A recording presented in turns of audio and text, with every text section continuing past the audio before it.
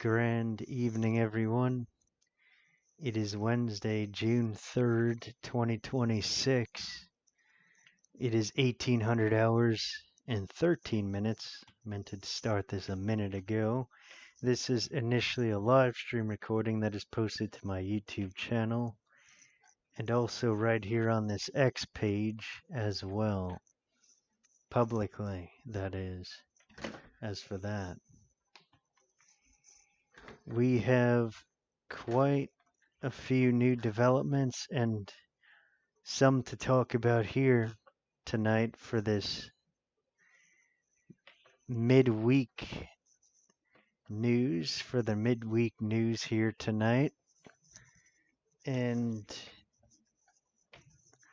it all has to do, much of it has to do with what I put in the title here tonight about the nukes being positioned, a solar flare, further alien disclosure. Definitely starting right here at the bottom. So the Pentagon is reportedly in talks with Lithuania to host U.S. nuclear weapons on its territory. To host U.S. nuclear weapons on its territory amid rising tensions with Russia. And that is not the only country. I've heard a report that it's also going to be Poland doing the same. So the U.S. is intending to put nuclear weapons in one of the Baltic states, which is Lithuania, and Poland. Those are confirmed reports, and it is very likely to happen if it hasn't happened already. So we likely have U.S. nuclear weapons in Poland and Lithuania now. That's a huge new development, and that really raises the risk of nuclear war very high. It is right on Russia's doorstep in both of those places. Then we have a report here of Iran. They were firing on a U.S. Navy destroyer some hours ago. Once again, the war is fully back on. There's no ceasefire happening now, and there is no peace agreement at this time.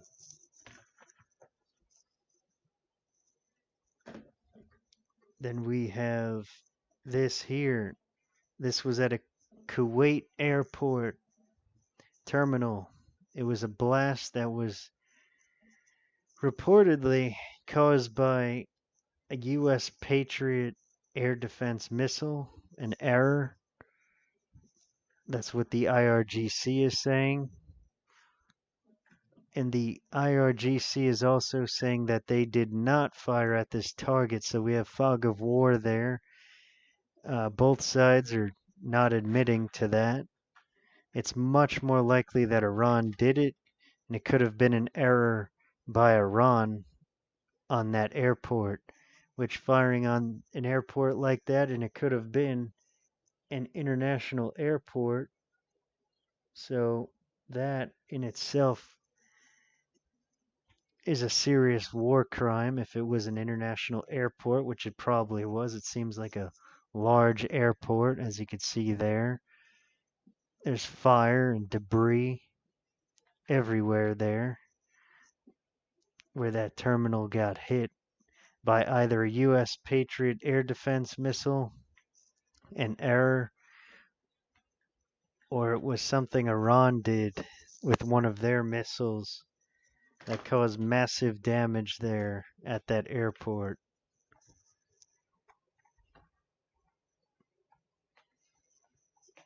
Then we have further news. Moving on from that, President Trump says he wants to meet the Ayatollah of Iran, the new one. the son of Khomeini, Mojtaba Khomeini. So President Trump wants to meet him, likely in person, which is very unlikely, and it almost certainly will not happen due to the security risks and the tensions.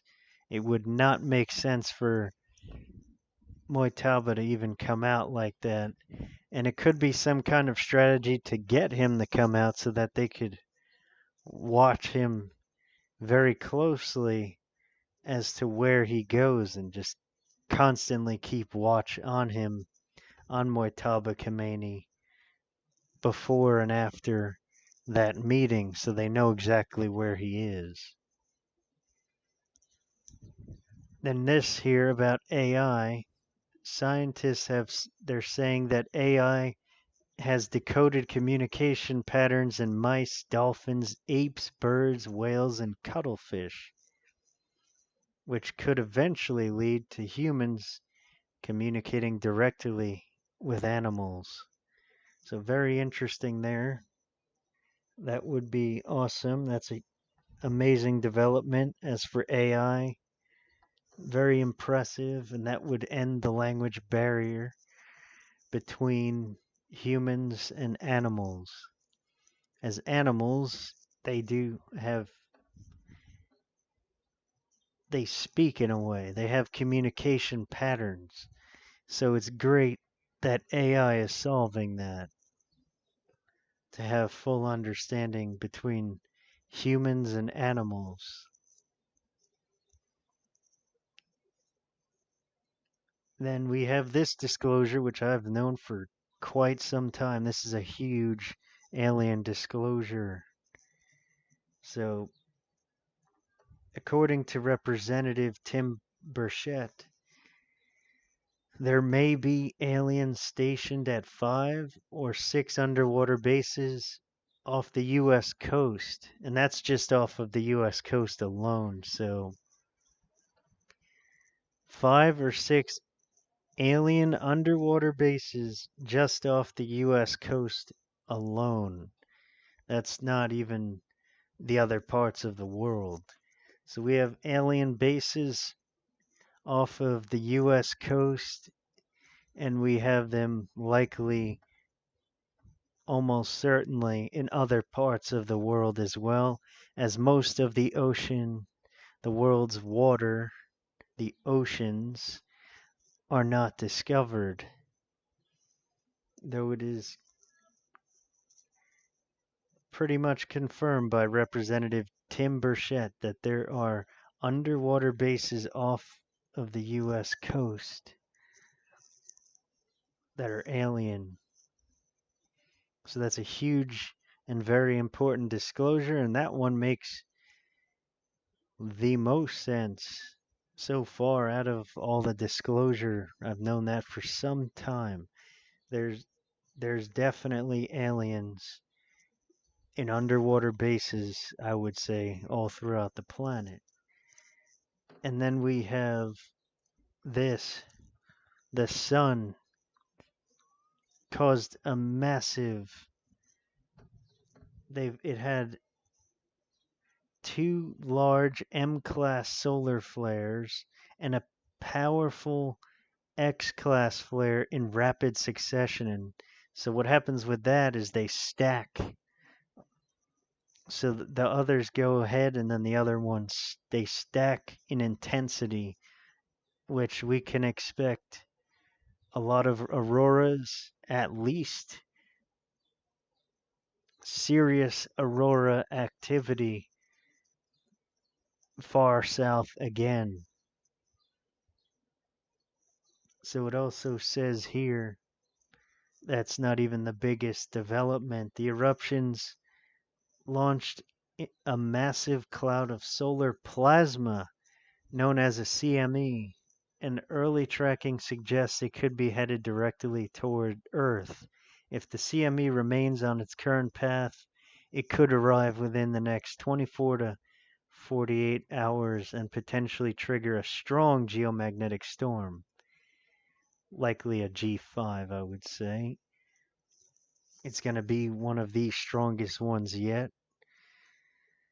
Further, it says here that could bring enhanced auroras, radio disruptions, GPS interference, and significant disturbances within Earth's magnetic field. What it will likely do as well as what they left out is it affects the radio communications. Yep, the GPS, as it says there, yep, radio disruptions. A strong enough solar flare could take out the global power grid as well. Especially when they stack like that, it's very intense. Far more intense than one or even another on a smaller scale. So this is very intense, very serious when it comes to these solar flares, which send the CME, and then that's going to result in a massive geomagnetic storm, likely a G5 level, that is on the way within the next 24 to 48 hours. So the sun has been extremely active lately, it says there, and this latest event may be one of the most significant in recent days. One powerful eruption is one thing, multiple eruptions in rapid succession is another. See, he even said that himself, Michael Bradbury. So, huge news we had here tonight so far. There are further attacks going on in the Middle East, as we've talked about. It was even reported that Iran was attacking a U.S. destroyer earlier, and the U.S. has been fighting back as well. They're not just sitting there. So the fighting is back in full force and getting far more intense than it was before, as I've predicted and expected.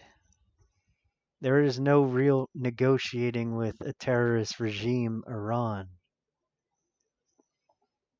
There is no negotiating and making ceasefire deals and even a peace deal with terrorists. They have to be beaten down to a point where they have to either surrender, which is unlikely that they'll surrender, or they have to be destroyed entirely. They have to be totally neutralized. So please keep on preparing. Everything is massively escalating, especially the nuclear threat, as those are moving, very likely moving into position on Russia's doorstep. Those nuclear weapons right there, it would be like no travel time for them. It's a nightmare for Russia. That is a nightmare scenario for Russia, and they will attack those countries and positions before that even happens, if it hasn't happened already. So an attack by Russia on NATO and the attacks further on Kyiv, the capital of Ukraine, are very imminent, and they will continue to happen. As for Ukraine, we have a total imminent attack on NATO by Russia, especially because they are threatening Russia with nuclear weapons. Russia can even use their nuclear weapons now, since that is an existential threat itself to their country. So please keep on preparing. I always recommend physical assets. Stock up on fuel, especially if you can, and the oils and lubricants that are related to that for vehicles and other machinery. Keep on preparing. Do not get complacent. Keep on preparing physically, mentally, and spiritually. I will be back soon, likely Friday evening, if not before, with emergency developments that are of the utmost urgency. So it will likely be Friday evening. For now, as always, love, light, and blessings to you all.